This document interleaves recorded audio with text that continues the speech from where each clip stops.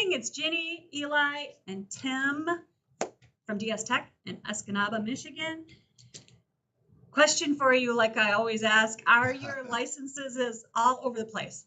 I mean, and I'm talking about like mostly Microsoft 365, right? Not a driver's license is thrown No, out. I'm talking about software licensing. Is it all over the place, and how do you get them under control? Because it's really confusing.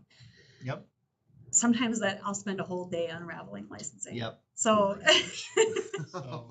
Yeah. So today we're going to talk about the biggest problem that causes frustration and lots of wasted time on people if they're not technical and living in it every day is your licensing. You know, back in the day, it used to be nice. You just go and buy Microsoft Office and you've got the disk and you install it. You're good to go for another 2 or 3 years till the next version comes out and you install it. And you kind of used to have these physical copies. Then as we move to software as a service age, it's typically subscription services where you're paying a monthly fee, kind of like Netflix for your office programs, security programs, what have you. And all these different programs will typically come with licenses, which you need to purchase in order to properly use the software. You know, if I downloaded Photoshop illegally and started using it and I made money off of that, they could sue me for that because I'm using it without a proper license. So same thing with your software. You can't just install Windows on all your business computers without licenses and hope that you're good. If Microsoft ever audits you, you're going to be in trouble, usually pay back fines, and it's not a good look. So a lot of times license management can be confusing because you may have licenses for your Microsoft stuff. If you have business applications like special accounting software, estimating software, what have you, it's all got its own licenses. You usually have to pay whether it's 1 year, 3 year, 5 year, getting different deals. It can be quite confusing, and you almost need a person just to managing your license for you because it also changes every month to month. It seems like they're changing the licensing structure, or there's this new offer that's slightly different. even hardware.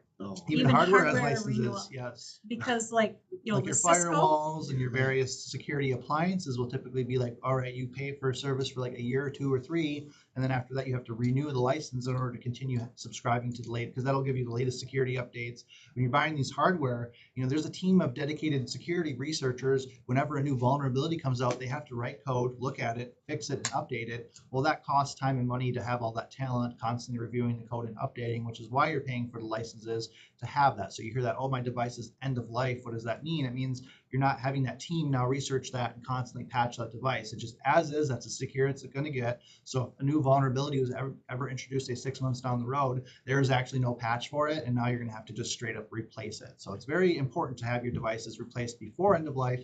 And the reason businesses do it, again, it's just too costly. They can't be supporting a switch from 10 years ago with all the researchers because they need twice the amount of researchers now, and there's just not enough talent to do that. So that's not only firewalls and that, but phones. Oh yeah, phones, computers, same thing. You name it. Every piece of electronics these days. There's no more updates for Windows XP for a reason. Yeah. Right? should be beyond that. So licensing headaches. What's going wrong. I mean, I've seen some businesses where they have these crazy spreadsheets trying to track it, all this other stuff. But realistically, my best advice is work with DS Tech. We can manage all your licenses for you. Jenny's kind of like the Microsoft licensing expert over here, where if you ever need any issues, you reach out to her. And you can definitely attest to that. What was good this year is not the same as it was last year. Yeah. Every year it seems there's almost like a new iteration, or you need to change some stuff because they're always trying to evolve like any business.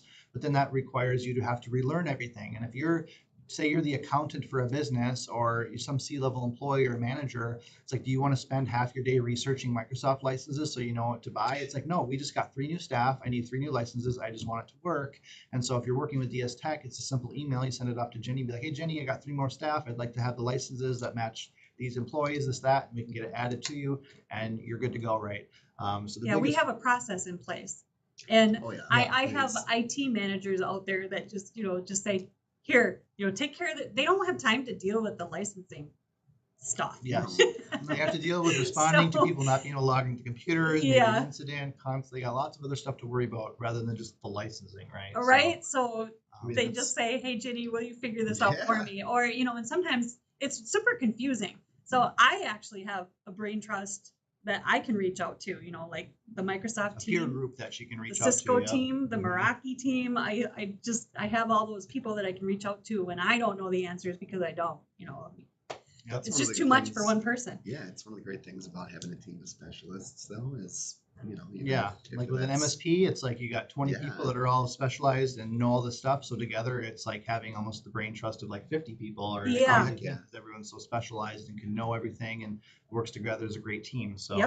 The biggest thing is, sometimes you might not know what licensing you need, and sometimes the biggest thing, if you're self-managing your licensing, you may be overpaying for it, where you're Yeah. paying all these licenses that you don't need, and all this person needs is email and open up Word documents. And it's like, well, there's different versions. Do you want to use web apps or local apps? Do you want to have it including the security software behind it, or just stand alone? Like, there's all these different options you can have, and it is kind of confusing if you're not used to it. So If you again, only need the license for 3 months, Yeah. there's a special license you want to pay for that you only pay for 3 months instead of the whole year. yeah. So there's lots of ways to look at it. Yep.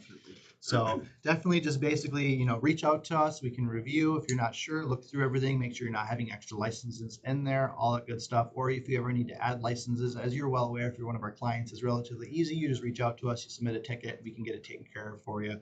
No big deal there. But if you're not a customer of ours, obviously reach out. We can not just license management, but everything else from security to hardware to, anything that you need, we can help out too. So We actually have budget meetings with our customers too, where we'll go over some of that.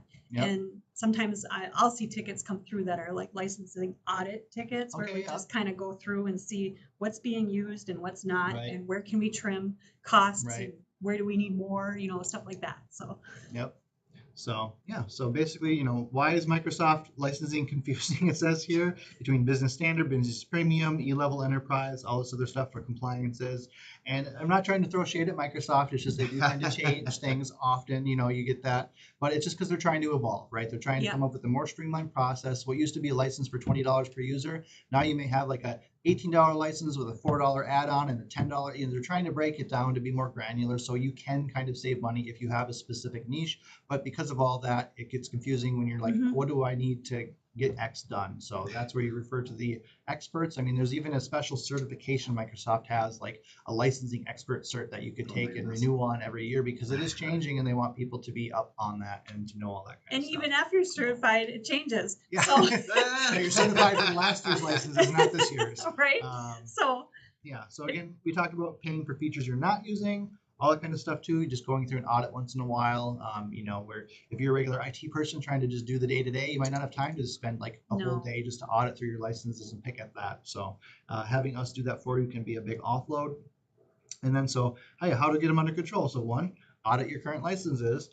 You want to match your licensing roles. So again, like I was talking earlier, maybe not everyone needs Microsoft Teams. Maybe they just need email to work. Maybe they need to actually have, PowerPoint or maybe other they just need software. apps. Maybe they just need apps. They don't even need email, right? It all Right. depends the use case, and then they could tailor the license to it to ideally be cheaper, and you're not overpaying for. And then features we you're not also using. have like I'm going to call it a tech stack, but it's not really. It's like where if you have some licenses, you're going to want Defender on it, for Yeah. example, Oh, to yeah. keep your data safe. So there's certain Yeah, if you're tech any sort of stacks. compliance, Yeah. everyone needs a P1 license, which what that does, Plan 1 it's called, but basically it's just for the security rule. So you can create a security rule that affects everyone. And so instead of having to go to each, say you had 100 staff members, you go to every staff member and set up multi-factor authentication on each one. You'd have to click into each one, turn it on, click save, enable this and all that. And every time you get a new hire, you'd have to remember to go into the new hire's details and turn the multi-factor on, enforce all this kind of stuff. Well, there's these things called conditional access rules where you can set one rule that says anytime someone gets added to us, we want X to happen. And one of that could be like, say, multi-factor needs to be enforced. So anytime you have staff turnover, the new staff's automatically being forced to enroll an MFA for you automatically. But again, that comes with a licensing cost add-on to have that security, as well as audit trails. But again, it's just, that's kind of just wanted to reiterate. There's certain licenses that you should have if you care about security. There's others for apps. There's all kinds of them out there. And then obviously defer to us for any sort of expertise. Yeah, we have a lot of experience there. So again, yeah, matching licensing to roles. Again, leveraging the features you're paying for, because maybe you are paying for, say, Copilot licensing and no one's using Copilot now or whatever it is. Or maybe you have the security license attached to everyone, but for some reason you don't have the rule in place yet to tell it to work. So make sure you're actually getting the most value or bang for your buck from the licensing you actually have. And then you want to review it regularly. So again, like we were saying, it always changes, not to throw shade at Microsoft, but as the licensing changes next year, it'll be different. For the year after that, it's always going to evolve. And it happens not just with Microsoft, but all the other Yeah, that's what I was going to say. Yeah. All, We talk about Adobe Microsoft a licensing lot, is but changing all the time. That's just Yep. because we use it all the time, yeah, right? But, I exactly. mean, That's our main. all the other business providers do it where the licensing Yeah. changes, and you usually need to consult with someone to make sure you're getting the right thing. So talked about Microsoft licensing a lot here, but Google too. the same rules can apply to any licensing. Google Yeah. licensing, line of business app licensing, whatever kind of licensing you do there. Yeah. So, Yep. so in conclusion, just take control of your licenses. Right. You know, they don't have to be all over the place where you got some over here or there. You don't really know why can you do this and I can't do that. Just kind of consolidate them, try to come up with a standard, figure out who needs what access, and then assign accordingly. And again, if you don't want to manage all of that, reach out Get to in us. touch with That's us. right. DSTech.net. Mainly her Fill over in the here. form. Or drop your comments. I'd be happy to see your comments and respond to them or whatever I can do to help.